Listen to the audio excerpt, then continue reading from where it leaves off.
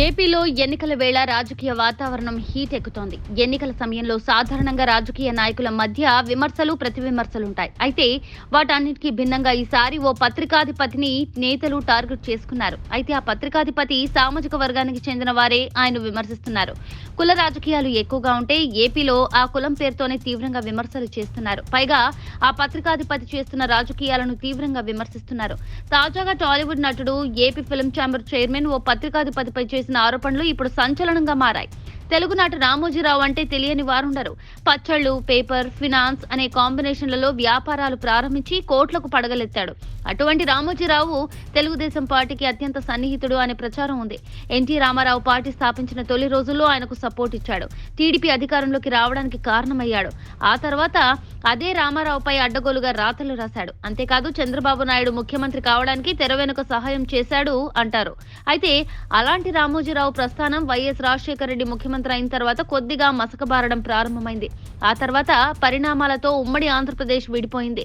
ఏపీలో రెండోసారి ఎన్నికలు జరిగితే వైఎస్ జగన్మోహన్ రెడ్డి ముఖ్యమంత్రి అయ్యారు.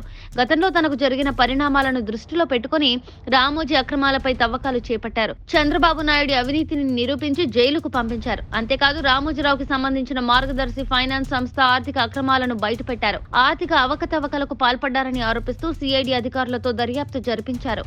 ప్రస్తుతం ఆ కేసు కోర్టులో పెండింగ్ లో ఉంది. అయితే జగన్ తన వ్యాపార కార్యకలాపాల మీద దెబ్బ కొట్టారని ఆరోపిస్తూ రామోజీరావు తన పత్రిక ఈనాడులో రాతలు రాయడం మొదలుపెట్టారు. తాజాగా సినీ నటుడు వైసీపీ నాయకుడు పోసాని కృష్ణమురళి రామోజీరావు మీద తీవ్ర విమర్శలు చేశారు. రామోజీరావుకి కులపిచ్చి ఎక్కువని, ముఖ్యమంత్రి స్థానంలో కమ్మ కులస్తులు మాత్రమే ఉండాలని, అది కూడా తన అడుగులకు మడుగులు వచ్చే వారిని మాత్రమే ముఖ్యమంత్రిగా ఉండాలని కోరుకుంటారని సంచలన ఆరోపణలు చేశారు. అంతేకాదు రెడ్డి కులస్తులు, కాపు కులస్తులు ముఖ్యమంత్రులుగా ఉంటే రామోజీరావు జీర్ణించుకోలేడని, అందుకే తన పత్రికలో విషపు రాతలు రాస్తుంటాడని ఆరోపించారు. గతంలో ఎన్టీ రామారావును పదవి నుంచి అందించడానికి రామోజీరావు తెర వెనుక కృషి చేశారని ఆరోపించారు. ప్రస్తుతం రామోజీరావుపై పోసాని కృష్ణమురళి చేసిన ఆరోపణలు సంచలనంగా మారాయి. ఎన్నికలకు నోటిఫికేషన్ రాకముందే పరిస్థితి ఇలా ఉంటే వచ్చిన తర్వాత ఎలా ఉంటుందో ఊహించడానికే భయమేస్తోందని రాజకీయ విశ్లేషకులు అభిప్రాయపడుతున్నారు.